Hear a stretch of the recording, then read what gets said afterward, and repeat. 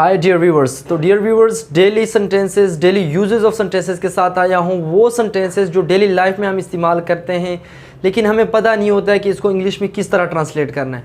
तो आज मैंने सोचा कि डियर व्यूवर्स के साथ वो सेंटेंसेस शेयर करता जाऊँ।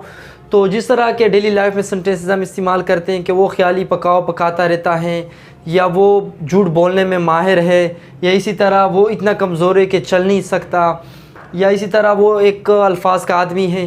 तो इस तरह के डेली लाइफ में हम सेंटेंसेस इस्तेमाल करते रहते हैं। अब इसको इंग्लिश में किस तरह ट्रांसलेट करना है, तो इस हवाले से ये सीरीज़ मैंने स्टार्ट कर ली।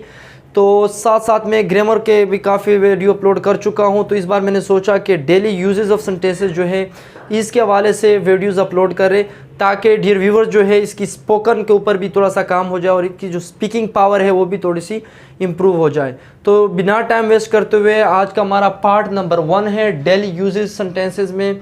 यहाँ पे मैंने उर्दू में लिखे हैं, उर्दू और हिंदू दोनों इसको समझ सकते हैं, और इसको मैं फिर इंग्लिश में ट्रांसलेट करूँगा कि किस तरह हमने इंग्लिश में इसको ट्रांसलेट करना है। तो बिना टाइम वेस्ट करते हुए हमारा जो फर्स्ट सेंटेंस है वो है कि वो ख्याली पुलाव पकाता है। पुलाव पकाता है, या वो हवा में किले बनाता है। तो इस तरह के मतलब कुछ लोग होते हैं जो मतलब इस तरह की बातें करता रहता है कि जो अनरियल होते हैं या इम्पॉसिबल होते हैं, इस तरह की बातें करते रहते हैं। तो उसको हम कहते हैं कि वो ख्याली पुलाव पकाता रहता है। मतलब उनकी जो बातें हैं वो ख्याली है, उसमें कोई सच्चाई नहीं है।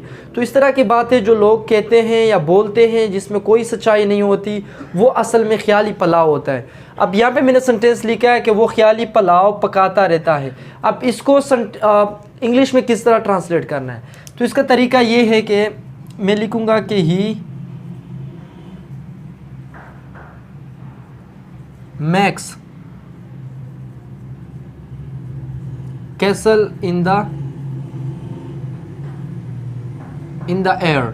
कैसल कहते हैं किला, जो किले होते हैं। तो max castle in the air, हवा में किला बनाना। तो मतलब ये हुआ कि ख्याली पकाना मतलब, या ख्याली पकाओ बनाना। तो मतलब थोड़ा सा सेंस यहाँ पे चेंज होता जा रहा है कि मतलब वो हवा में किले बनाते हैं, मतलब इसमें कोई सच्चाई नहीं है। तो he makes castle in the air, यहाँ पे एस में इसलिए लिखा है वर्ब के साथ क्योंकि हमारा सब्जेक्ट जो है सिंगुलर है और हमारा टेंस जो है वो प्रेजेंट इंडेफिनिट में है। इसी तरह अगर मैं कहूँ कि वो ख्याली पुलाव पका रहा है, तो मैं कहूँगा कि he is making castle in the air, फिर प्रेजेंट कंटिन्यूअस में होगा। तो इस टेंस को आप चेंज कर सकते हो। डेली यूजेस जो सेंटेंसेस होते हैं उसमें टेंस चेंज हो सकते हैं। दूसरा देखिए, वो एक अल्फाज का आदमी है।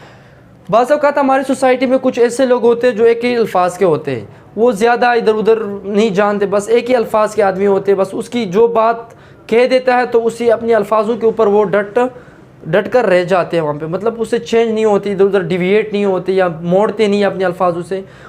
मतलब जो बात कहता है वो उसी के ऊपर कायम रहता है। तो हम कहते हैं कि वो एक अल्फाज का आदमी है।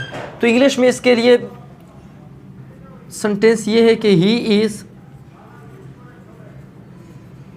a man of word।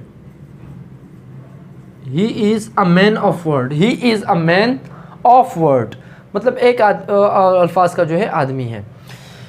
वो इतना कमज़ोर है कि चल नहीं सकता। कुछ लोग ऐसे इतने कमज़ोर होते हैं कि वो चल नहीं सकते। तो ये एग्ज़ाम के अंदर भी काफ़ी बार पूछा गया है और पूछता रहता भी है कि वो इतना कमज़ोर है कि चल नहीं सकता। तो ज़्यादातर स्टूडेंट यहाँ पे स्टक रहते हैं, चाहे रिटर्न में है चाहे स्पोकन में है, वो नहीं समझ पाते कि किस तरह इसको हमने ट्रांसलेट करना है। तो वो इतना कमज़ोर है कि चल नहीं सकता। तो इसका तरीका ये है, he is too week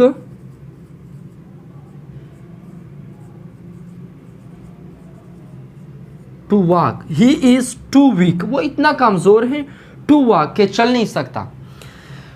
last number पे है, लास्ट वो झूठ बोलने में माहिर है। कुछ लोग काफ़ी झूठ बोलने में माहिर होते हैं। मतलब वो इस तरह झूठ बोलते हैं कि कोई भी उसको समझ नहीं सकता है कि ये झूठ बोल रहा है। मतलब लोग उसको सच कर बैठ जाते हैं कि ये तो सच बोल रहा है, लेकिन सच नहीं बोलता, वो झूठ बोलता है। तो मतलब झूठ बोलने में कुछ लोग माहिर होते हैं। अगर मैं कहूँ कि वो झूठ बोलने में माहिर है, तो इसका तरीका क्या होगा? मैं कहूँगा कि he is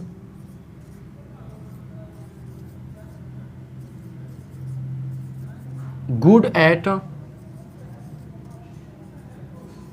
lying. He is good at lying.